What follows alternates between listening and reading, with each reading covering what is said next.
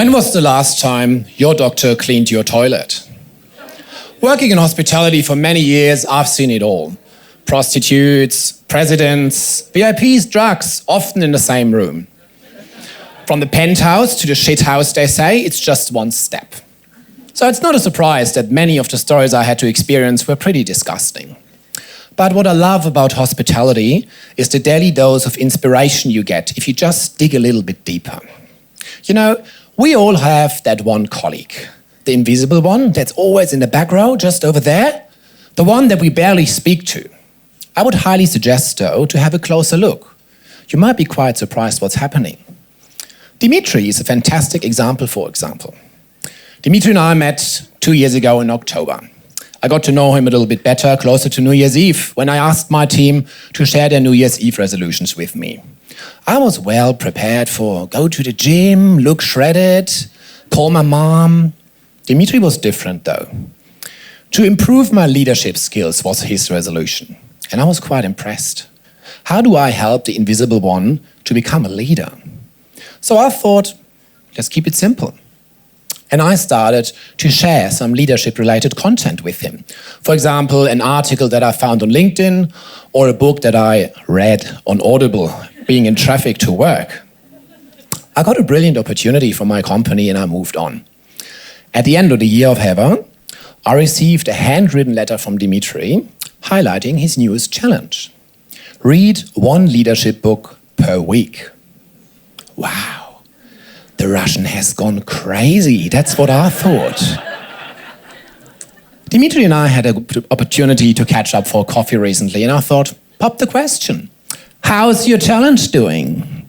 Inside, I was preparing for comforting words, such as, one book? No, that's great. I think that was a great effort, mate. Don't worry.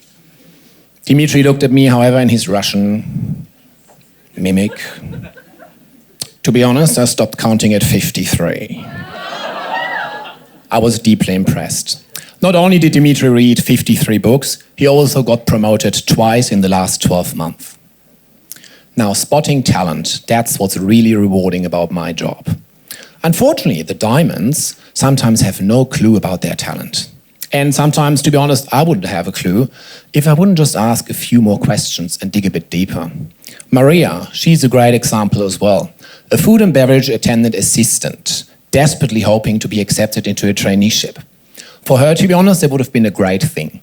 Her mom has just passed away, she didn't finish school, no self-esteem. On top of that, she just didn't know where to go with her life. She was afraid of people, and unfortunately, she hated to speak. So it's not a great base for hospitality career, isn't it? The team and I, however, we did see something in her and we wanted to make it work. So we sent her to the tables where no one knew what language they were talking, just to take the order. Or we asked her, can you go to the kitchen and tell the chef that's very aggressive today that the food is not really good? Maria and I had a deal. I would push her outside of the comfort zone and she would accept it's for her own good and can't reject.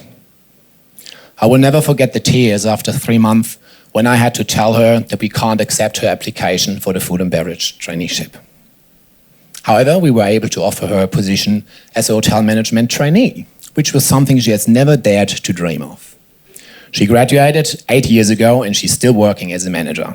Boy, she did me proud. Now, yeah, that's worth some applause, absolutely. But let's talk about the doctor who cleans your toilet. In fact, there's actually many of them. Many people who work in housekeeping in Australia have a quite high educational level. To be honest, better than mine. But because they come from so-called third or second world countries, their qualifications are not accepted here. They're very decent and kind people. Every time I go to the lunchroom, at least one person offers to share lunch, and I'm happy to accept. Not because of the food, no, that can be a challenge, but because I love their stories. I had lunch with CNN reporters from Nepal, with doctors, lawyers, teachers. They have all cleaned your toilet. Who would have thought? Now, ladies and gentlemen, I want to ask you a favor tonight. When you go back to work tomorrow, have a chat to the invisible colleague in the back. Just dig a bit deeper. Ask another question. Be inspired. Be surprised.